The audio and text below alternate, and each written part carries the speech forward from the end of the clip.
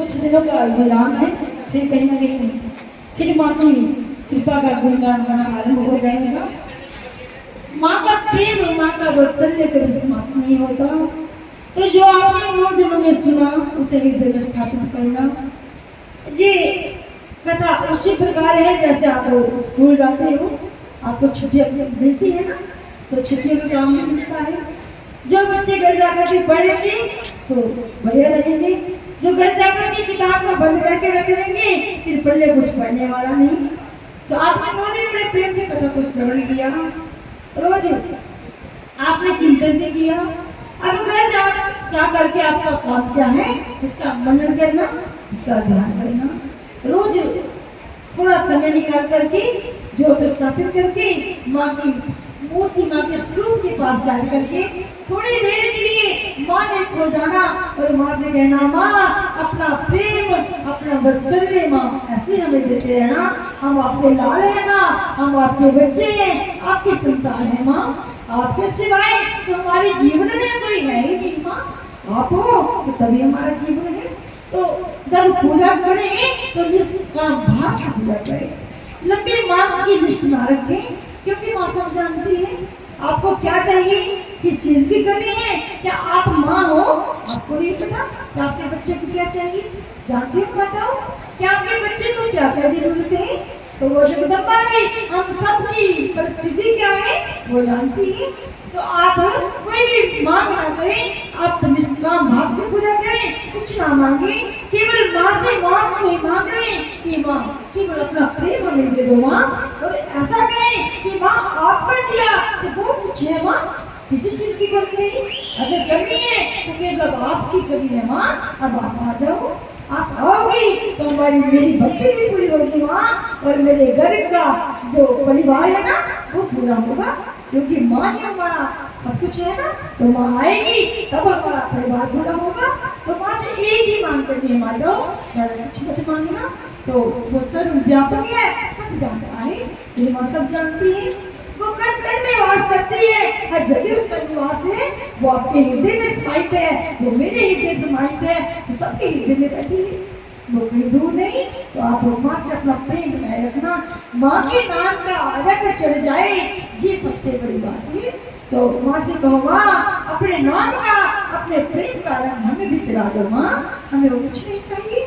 तो अगर आप ऐसा मन में भाव रखोगे तो माँ सचमुच आपके पास है, माँ आपके साथ, आपको माँ मंद मंद मुस्कुरा करके माँ आशीष दे रही है, आपको माँ आशीर्वाद दे रही है। आप केवल मन के आंखों से देखो तो माँ आपके बीच विराजमान है, और माँ मंद मंद मुस्कुरा कर कहती, अरे मेरे लाड चिंता ना कर, मैं तो हर पल तेरे साथ हूँ। तो बस माँ की जो माँ का जो सानिध्य है ना उसी को प्राप्त करना है। तो आपका बहुत बहुत धन्यवाद, आपका बहुत बहुत साधुवाद कि आपने कीमती समय निकाल करके कथा को श्रवण किया।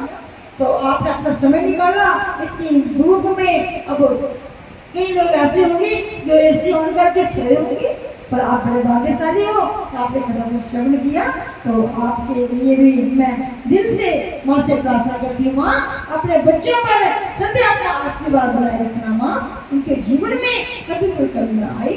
जब देखो कोई भी कमी हो तो माँ झट आप उनकी पूर्ति कर देना माँ, इनकी कमी को पूरा कर देना, ऐसी मेरी माँ से प्रार्थना। तो आप सभी धन्यवाद के पात्र हो, और मैं करण जी का भी धन्यवाद करती हूँ जिन्होंने इतने सुंदर कथाओं के माध्यम से आपको रोज हरि कीर्तन का याद भर भर के दिलवाया है। आप सबने बहुत अच्छे से अमृत का पानी पिया है।